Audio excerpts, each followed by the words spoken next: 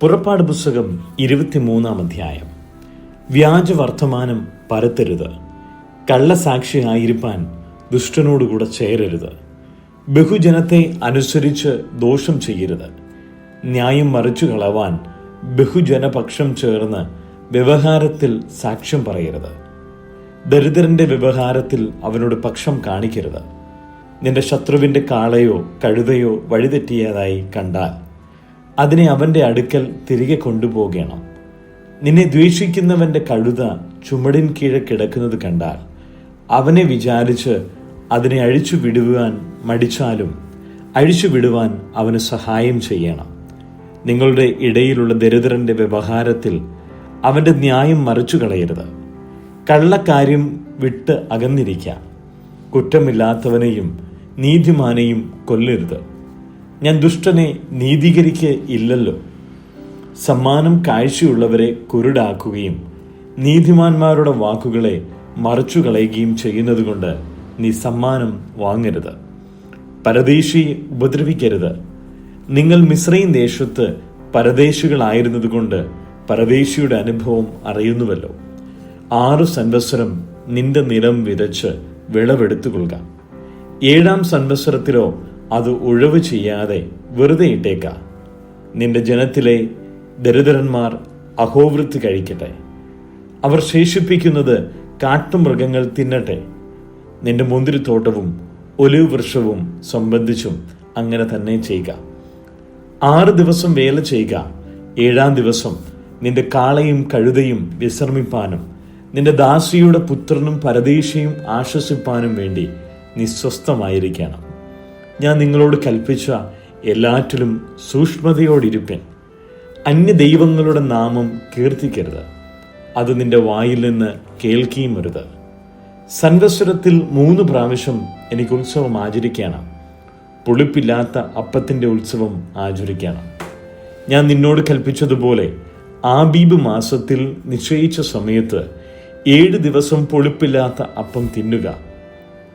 അന്നല്ലോ നീ മിസ്രയീമിൽ നിന്ന് പുറപ്പെട്ടു പോന്നത്. എന്നാൽ വെറും കൈയോടെ നിങ്ങൾ എൻ്റെ മുമ്പാകെ വരരുത്. വയലിൽ വിതച്ച വിതയുടെ ആദ്യ ഫലമെടുക്കുന്ന കൊയ്ത്തു പെരുന്നാളും ആണ്ടറുതിയിൽ വയലിൽ നിന്ന് നിന്റെ വേലയുടെ ഫലം കൂട്ടിത്തീരുമ്പോൾ കായ്കനി പെരുന്നാളും ആചരിക്കണം. സംവത്സരത്തിൽ 3 പ്രാവശ്യം നിന്റെ ആണുങ്ങളെല്ലാം കർത്താവായ യഹോവയുടെ മുമ്പാകെ വരയണം. എൻ്റെ യാഗരക്തം പുളിപ്പുള്ള അപ്പത്തോടു കൂടെ അർപ്പിക്കരുത്.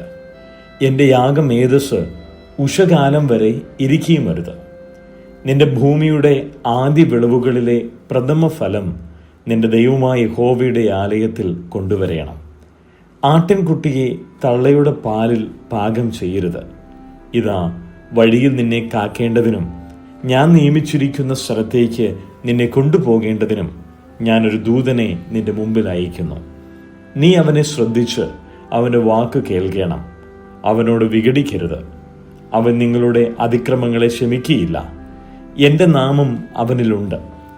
എന്നാൽ നീ അവൻ്റെ വാക്ക് ശ്രദ്ധയോടെ കേട്ട് ഞാൻ കൽപ്പിക്കുന്നതൊക്കെയും ചെയ്താൽ നിന്നെ പകയ്ക്കുന്നവരെ ഞാൻ പകയ്ക്കും, നിന്നെ ഞെരുക്കുന്നവരെ ഞാൻ ഞെരുക്കും. എൻ്റെ ദൂതൻ നിനക്ക് മുമ്പായി നടന്ന് നിന്നെ അമോര്യർ, ഹിത്യർ, പെരീസ്യർ, കനാന്യർ, ഹിവ്യർ, യെബൂസ്യർ എന്നിവരുടെ ദേശത്തേക്ക് കൊണ്ടുപോകും. അവരെ ഞാൻ നിർമൂലമാക്കും. അവരുടെ ദേവന്മാരെ നമസ്കരിക്കരുത്. അവയെ സേവിക്കുകയും വരുത്. അവരുടെ പ്രവൃത്തികൾ പോലെ പ്രവർത്തിക്കരുത്. അവരെ അശേഷം നശിപ്പിച്ച് അവരുടെ വിഗ്രഹങ്ങളെ തകർത്ത് കളയണം. നിങ്ങളുടെ ദൈവമായ യഹോവയെ തന്നെ സേവിപ്പൻ. എന്നാൽ അവൻ നിന്റെ അപ്പത്തെയും വെള്ളത്തെയും അനുഗ്രഹിക്കും. ഞാൻ രോഗങ്ങളെ നിന്റെ നടുവിൽ നിന്ന് അകറ്റിക്കളയും. ഗർഭം അലസുന്നവളും മച്ചയും നിന്റെ ദേശത്തുണ്ടാകുകയില്ല. നിന്റെ ആയുഷ്കാലം ഞാൻ പൂർത്തിയാക്കും. എൻ്റെ ഭീതിയെ ഞാൻ നിന്റെ മുമ്പിൽ അയച്ച് നീ ചെല്ലുന്നിടത്തുള്ള ജാതികളെയൊക്കെയും അമ്പരപ്പിക്കുകയും നിന്റെ സകല ശത്രുക്കളെയും നിന്റെ മുമ്പിൽ നിന്ന് ഓടിക്കുകയും ചെയ്യും. നിന്റെ മുമ്പിൽ നിന്ന് ഹിവ്യനെയും കനാന്യനെയും ഹിത്തിനെയും ഓടിച്ചു കളവാൻ ഞാൻ നിനക്ക് മുമ്പായി കടുന്നലിനെ അയക്കും. ദേശം ശൂന്യമാകാതെയും കാട്ടുമൃഗം നിനക്ക് ബാധയായി പെരുകാതെയും ഇരിപ്പാൻ ഞാൻ അവരെ 1 സംവത്സരത്തിനകത്ത് നിന്റെ മുമ്പിൽ നിന്ന് ഓടിച്ചു കളയുകയില്ല. നീ സന്താന സമ്പന്നമായി ദേശത്ത് അടയ്ക്കുന്നതുവരെ ഞാൻ അവരെ കുറേശ്ശെ കുറേശ്ശെ നിന്റെ മുമ്പിൽ നിന്ന് ഓടിച്ചു കളയും. ഞാൻ നിന്റെ ദേശം ചെങ്കടൽ തുടങ്ങി ഫെലിസ്ത്യരുടെ കടൽ വരെയും മരുഭൂമി തുടങ്ങി നദി വരെയുമാക്കും. ദേശത്തിലെ നിവാസികളെ നിങ്ങളുടെ കയ്യിൽ ഏൽപ്പിക്കും. നീ അവരെ നിന്റെ മുമ്പിൽ നിന്ന് ഓടിച്ചു കളയണം. അവരോട് എങ്കിലും അവരുടെ ദേവന്മാരോടെങ്കിലും നീ ഉടമ്പടി ചെയ്യരുത്. നീ എന്നോട് പാപം ചെയ്യുവാൻ അവർ ഹേതുവായി തീരാതിരിക്കേണ്ടതിന് അവർ നിന്റെ ദേശത്ത് വസിക്കരുത്. നീ അവരുടെ ദേവന്മാരെ സേവിച്ചാൽ അത് നിനക്ക് കണിയായി തീരും. പുറപ്പാട് പുസ്തകം 24 അധ്യായം. അവൻ പിന്നെയും മോശയോട്, നീയും അഹരോനും നാദാബും അബീഹുവും ഇസ്രായേൽ മൂപ്പന്മാരിൽ 70 പേരും യഹോവയുടെ അടുക്കൽ കയറി വന്ന് ദൂരത്ത് നിന്ന് നമസ്കരിപ്പിൻ. മോശ മാത്രം യഹോവയ്ക്ക് അടുത്തു വരട്ടെ, അവർ അടുത്തു വരരുത്. ജനം അവനോടുകൂടെ കയറി വരികയും അരുത് എന്ന് കൽപ്പിച്ചു. എന്നാറെ മോശ വന്നു യഹോവയുടെ വചനങ്ങളും ന്യായങ്ങളുമെല്ലാം ജനത്തെ അറിയിച്ചു. യഹോവ കൽപ്പിച്ച സകല കാര്യങ്ങളും ഞങ്ങൾ ചെയ്യും എന്ന് ജനമൊക്കെയും ഏക ശബ്ദത്തോടെ ഉത്തരം പറഞ്ഞു. മോശ യഹോവയുടെ വചനങ്ങളൊക്കെയും എഴുതി അതികാലത്ത് എഴുന്നേറ്റ് പർവ്വതത്തിന്റെ അടിവാരത്ത് ഒരു യാഗപീഠവും ഇസ്രായേലിന്റെ 12 ഗോത്രങ്ങളുടെ സംഖ്യക്കൊത്തവണ്ണം 12 തൂണും പണിതു. പിന്നെ അവർ ഇസ്രായേൽ മക്കളിൽ ചില ബാല്യക്കാരെ അയച്ചു. അവർ ഹോമയാഗങ്ങളെ കഴിച്ചു. യഹോവയ്ക്ക് സമാധാന യാഗങ്ങളായി കാളകളെയും അർപ്പിച്ചു. മോശ രക്തത്തിൽ പാതി എടുത്ത് പാത്രങ്ങളിൽ ഒഴിച്ചു. രക്തത്തിൽ പാതി യാഗപീഠത്തിന്മേൽ തളിച്ചു. അവൻ നിയമപുസ്തകം എടുത്തു ജനം കേൾക്കെ വായിച്ചു. യഹോവ കൽപ്പിച്ചതൊക്കെയും ഞങ്ങൾ അനുസരിച്ച് നടക്കുമെന്ന് അവർ പറഞ്ഞു. അപ്പോൾ മോശ രക്തമെടുത്ത് ജനത്തിന്മേൽ തളിച്ചു. ഈ സകല വചനങ്ങളും ആധാരമാക്കി യഹോവ നിങ്ങളോട് ചെയ്തിരിക്കുന്ന നിയമത്തിന്റെ രക്തം ഇതാ എന്ന് പറഞ്ഞു. അനന്തരം മോശയും അഹരോനും നാദാബും അബീഹുവും ഇസ്രായേൽ മൂപ്പന്മാരിൽ 70 പേരും കൂടെ കയറി ചെന്നു. അവർ ഇസ്രായേലിന്റെ ദൈവത്തെ കണ്ടു. അവന്റെ പാദങ്ങൾക്ക് കീഴെ നീലക്കല്ല് പടുത്ത തളം പോലെയും ആകാശത്തിന്റെ സ്വച്ഛത പോലെയും ആയിരുന്നു. ഇസ്രായേൽ മക്കളുടെ പ്രമാണികൾക്ക് തൃക്കയ്യാൽ ഒന്നും ഭവിച്ചില്ല. അവർ ദൈവത്തെ കണ്ടു, ഭക്ഷണപാനീയങ്ങൾ കഴിച്ചു. പിന്നെ യഹോവ മോശയോട്, നീ എൻ്റെ അടുക്കൽ പർവ്വതത്തിൽ കയറി വന്ന് അവിടെ ഇരിക്ക. ഞാൻ നിനക്ക് കൽപ്പലകകളും നീ അവരെ ഉപദേശിക്കേണ്ടതിന് ഞാൻ എഴുതിയ ന്യായപ്രമാണവും കൽപ്പനകളും തരും എന്നരുളി ചെയ്തു. അങ്ങനെ മോശയും അവന്റെ ശുശ്രൂഷക്കാരനായ യോശുവയും എഴുന്നേറ്റു. മോശ ദൈവത്തിന്റെ പർവ്വതത്തിൽ കയറി. അവൻ മൂപ്പന്മാരോട്, ഞങ്ങൾ നിങ്ങളുടെ അടുക്കൽ മടങ്ങി വരുവോളം ഇവിടെ താമസിപ്പിൻ. അഹരോനും ഹൂരും നിങ്ങളോട് കൂടെ ഉണ്ടല്ലോ. ആർക്കെങ്കിലും വല്ല കാര്യവും ഉണ്ടായാൽ അവൻ അവരുടെ അടുക്കൽ ചെല്ലട്ടെ എന്ന് പറഞ്ഞു. അങ്ങനെ മോശ പർവ്വതത്തിൽ കയറിപ്പോയി. ഒരു മേഘം പർവ്വതത്തെ മൂടി. യഹോവയുടെ തേജസ്സും സീനായി പർവ്വതത്തിൽ ആവസിച്ചു. മേഘം 6 ദിവസം അതിനെ മൂടിയിരുന്നു. അവൻ 7-ാം ദിവസം മേഘത്തിന്റെ നടുവിൽ നിന്ന് മോശയെ വിളിച്ചു. യഹോവയുടെ തേജസ്സിന്റെ കാഴ്ച പർവ്വതത്തിന്റെ മുകളിൽ കത്തുന്ന തീ പോലെ ഇസ്രായേൽ മക്കൾക്ക് തോന്നി. മോശയോ മേഘത്തിന്റെ നടുവിൽ പർവ്വതത്തിൽ കയറി. മോശ 40 പകലും 40 രാവും പർവ്വതത്തിൽ ആയിരുന്നു. സങ്കീർത്തനങ്ങൾ 52. വീര, നീ ദുഷ്ടതയിൽ പ്രശംസിക്കുന്നതെന്ത്? ദൈവത്തിന്റെ ദയ നിരന്തരമാകുന്നു. ചതിവ് ചെയ്യുന്നവനെ മൂർച്ചയുള്ള ക്ഷൗരക്കത്തി പോലെ നിന്റെ നാവ് ദുഷ്ടത വകഞ്ഞുണ്ടാക്കുന്നു. നീ നന്മയേക്കാൾ തിന്മയെയും നീതിയെ സംസാരിക്കുന്നതിനേക്കാൾ വ്യാജത്തെയും ഇഷ്ടപ്പെടുന്നു. നീ വഞ്ചന നാവും നാശകരമായ വാക്കുകളൊക്കെയും ഇഷ്ടപ്പെടുന്നു. ദൈവം നിന്നെയും എന്നേക്കും നശിപ്പിക്കും. നിന്റെ കൂടാരത്തിൽ നിന്ന് അവൻ നിന്നെ പറിച്ചുകളയും. ജീവനുള്ളവരുടെ ദേശത്തു നിന്ന് നിന്നെ നിർമൂലമാക്കും. നീതിമാന്മാർ കണ്ടു ഭയപ്പെടും. അവർ അവനെ ചൊല്ലിച്ചിരിക്കും. ദൈവത്തെ തന്നെ ശരണമാക്കാതെ തൻ്റെ ദ്രവ്യസമൃദ്ധിയിൽ ആശ്രയിക്കുകയും ദുഷ്ടതയിൽ തന്നെത്താൻ ഉറപ്പിക്കുകയും ചെയ്ത മനുഷ്യൻ അതാ എന്ന് പറയും. ഞാനോ ദൈവത്തിൻ്റെ ആലയത്തിങ്കൽ തഴച്ചൊലിക്കുന്ന ഒലിവ് വൃക്ഷം പോലെ ആകുന്നു. ഞാൻ ദൈവത്തിൻ്റെ ദയയിൽ എന്നും എന്നേക്കും ആശ്രയിക്കുന്നു. നീ അത് ചെയ്തിരിക്കൊണ്ട് ഞാൻ നിനക്ക് എന്നും സ്തോത്രം ചെയ്യും. ഞാൻ നിന്റെ നാമത്തിൽ പ്രത്യാശ വയ്ക്കും. നിന്റെ ഭക്തന്മാരുടെ മുമ്പാകെ അത് നല്ലതല്ലോ. മർക്കോസ് എഴുതിയ സുവിശേഷം 13-ാം അധ്യായം. അവൻ ദൈവാലയത്തെ വിട്ട് പോകുമ്പോൾ ശിഷ്യന്മാരിൽ ഒരുത്തൻ, ഗുരു, ഇതാ എങ്ങനെയുള്ള കല്ല്, എങ്ങനെയുള്ള പണി എന്നവനോട് പറഞ്ഞു. യേശു അവനോട്, നീ ഈ വലിയ പണി കാണുന്നുവോ? ഇടിക്കാതെ കല്ലിന്മേൽ കല്ല് ഇവിടെ ശേഷിക്കുകയില്ല എന്ന് പറഞ്ഞു.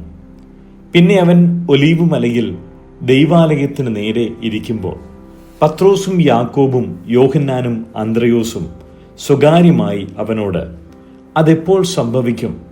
അതിനെല്ലാം നിവൃത്തി വരുന്ന കാലത്തിൻ്റെ ലക്ഷണം എന്ത് എന്ന് ഞങ്ങളോട് പറഞ്ഞാലും എന്ന് ചോദിച്ചു. യേശു അവരോട് പറഞ്ഞു തുടങ്ങിയത്, ആരും നിങ്ങളെ തെറ്റിക്കാതിരിപ്പാൻ സൂക്ഷിച്ചുകൊള്ളുവിൻ. ഞാനാകുന്നു എന്ന് പറഞ്ഞുകൊണ്ട് അനേകർ എൻ്റെ പേരെടുത്ത് വന്ന് പലരെയും തെറ്റിക്കും. എന്നാൽ നിങ്ങൾ യുദ്ധങ്ങളെയും യുദ്ധശ്രുതികളെയും കുറിച്ച് കേൾക്കുമ്പോൾ ഭ്രമിച്ചു പോകരുത്. അത് സംഭവിക്കേണ്ടത് തന്നെ, എന്നാൽ അത് അവസാനമല്ല. ജാതി ജാതിയോടും രാജ്യം രാജ്യത്തോടും എതിർക്കും. അവിടവിടെ ഭൂകമ്പവും ക്ഷാമവും ഉണ്ടാകും. ഇത് ഈറ്റുനോവിൻ്റെ ആരംഭമത്രേ. എന്നാൽ നിങ്ങളെ തന്നെ സൂക്ഷിച്ചുകൊള്ളുവിൻ. അവർ നിങ്ങളെ ന്യായാധിപ സംഘങ്ങളിൽ ഏൽപ്പിക്കുകയും പള്ളികളിൽ വെച്ച് തല്ലുകയും എൻ്റെ നിമിത്തം നാടുവാഴികൾക്കും രാജാക്കന്മാർക്കും മുമ്പാകെ അവർക്ക് സാക്ഷ്യത്തിനായി നിർത്തുകയും ചെയ്യും. എന്നാൽ സുവിശേഷം മുമ്പേ സകല ജാതികളോടും പ്രസംഗിക്കേണ്ടതാകുന്നു. അവർ നിങ്ങളെ കൊണ്ടുപോയി ഏൽപ്പിക്കുമ്പോൾ എന്തു പറയേണ്ടുവെന്ന് മുൻകൂട്ടി വിചാരപ്പെടരുത്. ആ നാഴികയിൽ നിങ്ങൾക്ക് ലഭിക്കുന്നത് തന്നെ പറവിൻ. പറയുന്നത് നിങ്ങളല്ല, പരിശുദ്ധാത്മാവത്രേ. സഹോദരൻ സഹോദരനെയും അപ്പൻ മകനെയും മരണത്തിന് ഏൽപ്പിക്കും. മക്കളും അമ്മയപ്പന്മാരുടെ നേരെ എഴുന്നേറ്റ് അവരെ കൊല്ലിക്കും. എൻ്റെ നാമനിമിത്തം എല്ലാവരും നിങ്ങളെ പകയ്ക്കും. എന്നാൽ അവസാനത്തോളം സഹിച്ചു നിൽക്കുന്നവൻ രക്ഷിക്കപ്പെടും. എന്നാൽ ശൂന്യമാക്കുന്ന മ്ലേച്ഛത നിൽക്കരുതാത്ത സ്ഥലത്ത് നിൽക്കുന്നത് നിങ്ങൾ കാണുമ്പോൾ വായിക്കുന്നവൻ ചിന്തിച്ചു കൊള്ളട്ടെ. അന്ന് യഹൂദ്യ ദേശത്ത് ഉള്ളവർ മലകളിലേക്ക് ഓടിപ്പോകട്ടെ. വീട്ടിന്മേൽ ഇരിക്കുന്നവൻ അകത്തേക്ക് ഇറങ്ങിപ്പോകുകയോ വീട്ടിൽ നിന്ന് വല്ലതും എടുപ്പാൻ കടക്കുകയോ അരുത്. വയലിൽ ഇരിക്കുന്നവൻ വസ്ത്രമെടുപ്പാൻ മടങ്ങിപ്പോകരുത്. ആ കാലത്ത് ഗർഭിണികൾക്കും മുല കുടിപ്പിക്കുന്നവർക്കും അയ്യോ കഷ്ടം. എന്നാൽ അത് ശീതകാലത്ത് സംഭവിക്കാതിരിപ്പാൻ പ്രാർത്ഥിപ്പിൻ. ആ നാളുകൾ ദൈവം സൃഷ്ടിച്ച സൃഷ്ടിയുടെ ആരംഭം മുതൽ ഇന്ന് വരെ സംഭവിച്ചിട്ടില്ലാത്തതും ഇനിമേൽ സംഭവിക്കാത്തതുമായ കഷ്ടകാലം ആകും. കർത്താവ് ആ നാളുകളെ ചുരുക്കിയിട്ടില്ല എങ്കിൽ ഒരു ജഡവും രക്ഷിക്കപ്പെടുകയില്ല. താൻ തിരഞ്ഞെടുത്ത വ്രതന്മാർ നിമിത്തമോ അവൻ ആ നാളുകളെ ചുരുക്കിയിരിക്കുന്നു. അന്ന് ആരെങ്കിലും നിങ്ങളോട് ഇതാ ക്രിസ്തു ഇവിടെയെന്നോ അതാ അവിടെയെന്നോ പറഞ്ഞാൽ വിശ്വസിക്കരുത്. കള്ളക്രിസ്തുക്കളും കള്ളപ്രവാചകന്മാരും എഴുന്നേറ്റു. കഴിയുമെങ്കിൽ മൃതന്മാരെയും തെറ്റിപ്പാനായി അടയാളങ്ങളും അത്ഭുതങ്ങളും കാണിക്കും. നിങ്ങളോ സൂക്ഷിച്ചുകൊള്ളുവിൻ. ഞാൻ എല്ലാം നിങ്ങളോട് മുൻകൂട്ടി പറഞ്ഞുവല്ലോ. എങ്കിലോ ആ കാലത്തെ കഷ്ടം കഴിഞ്ഞ ശേഷം സൂര്യൻ ഇരുണ്ടുപോകുകയും ചന്ദ്രൻ പ്രകാശം കൊടുക്കാതിരിക്കുകയും ആകാശത്തുനിന്ന് നക്ഷത്രങ്ങൾ വീണുകൊണ്ടിരിക്കുകയും ആകാശത്തിലെ ശക്തികൾ ഇളകിപ്പോകുകയും ചെയ്യും. അപ്പോൾ മനുഷ്യപുത്രൻ വലിയ ശക്തിയോടും തേജസ്സോടും കൂടെ മേഘങ്ങളിൽ വരുന്നത് അവർ കാണും. അന്ന് അവൻ തൻ്റെ ദൂതന്മാരെ അയച്ച് തൻ്റെ വ്രതന്മാരെ ഭൂമിയുടെ അറുതി മുതൽ ആകാശത്തിൻ്റെ അറുതി വരെയും 4 ദിക്കിൽ നിന്നും കൂട്ടിച്ചേർക്കും. അത്തിയെ നോക്കി ഒരു ഉപമ പഠിപ്പിൻ. അതിൻ്റെ കൊമ്പ് ഇളതായി ഇല തളിർക്കുമ്പോൾ വേനൽ അടുത്തു എന്ന് നിങ്ങൾ അറിയുന്നുവല്ലോ. അങ്ങനെ നിങ്ങളും ഇത് സംഭവിക്കുന്നത് കാണുമ്പോൾ അവൻ അടുക്കെ വാതിക്കൽ തന്നെ ആയിരിക്കുന്നു എന്ന് അറിഞ്ഞുകൊള്ളുവിൻ. ഇതൊക്കെയും സംഭവിക്കുമ്പോഴും ഈ തലമുറ ഒഴിഞ്ഞു പോകുകയില്ല എന്ന് ഞാൻ സത്യമായിട്ട് നിങ്ങളോട് പറയുന്നു. ആകാശവും ഭൂമിയും ഒഴിഞ്ഞു പോകും, എൻ്റെ വചനങ്ങളോ ഒഴിഞ്ഞു പോകുകയില്ല. ആ നാളും നാഴികയും സംബന്ധിച്ചോ പിതാവല്ലാതെ ആരും, സ്വർഗത്തിലെ ദൂതന്മാരും പുത്രനും കൂടെ അറിയുന്നില്ല. ആ കാലം എപ്പോൾ എന്ന് നിങ്ങൾ അറിയായകൊണ്ട് സൂക്ഷിച്ചുകൊള്ളുവിൻ, ഉണർന്നും പ്രാർത്ഥിച്ചും കൊണ്ടിരിപ്പിൻ. ഒരു മനുഷ്യൻ വീട് വിട്ട് പരദേശത്ത് പോകുമ്പോൾ ദാസന്മാർക്ക് അധികാരവും അവനവന് അതത് വേലയും കൊടുത്തിട്ട് വാതിൽ കാവൽക്കാരനോട് ഉണർന്നിരിപ്പാൻ കൽപ്പിച്ചതുപോലെ തന്നെ യജമാനൻ സന്ധ്യയ്ക്കോ അർദ്ധരാത്രിക്കോ കോഴി കൂകുന്ന നേരത്തോ രാവിലെയോ എപ്പോൾ വരും എന്നറിയായകൊണ്ട് അവൻ പെട്ടെന്ന് വന്ന് നിങ്ങളെ ഉറങ്ങുന്നവരായി കണ്ടെത്താതിരിക്കേണ്ടതിന് ഉണർന്നിരിപ്പിൻ. ഞാൻ നിങ്ങളോട് പറയുന്നതോ എല്ലാവരോടും പറയുന്നു, ഉണർന്നിരിപ്പിൻ.